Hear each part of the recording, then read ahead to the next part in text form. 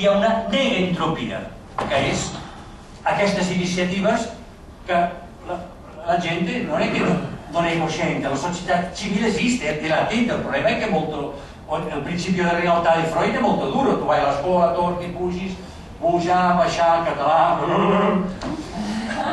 Ho veieu, és aquest. Per això és un fet molt important perquè aniran sortint i aniran lligant i aniran trobant les onades, es aniran sintonitzant. Per què? Perquè contra tanta brutalitat, destrucció de la cosa pública, monstruositat, Itàlia que té una escola pública extraordinària, el llatí, el grec, tal, tot això arriba a un punt que és impossible que no comenci a surar l'antibactèria o l'antivirus o digue-li com vulguis. Jo penso llavors, per acabar, que aquesta iniciativa és extraordinària.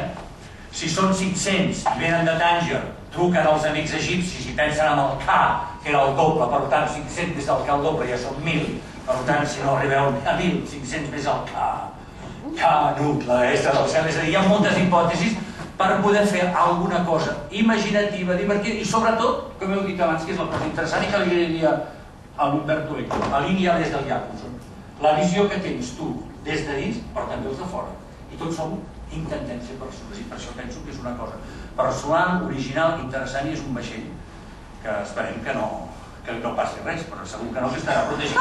Però molt lluny es protegeix.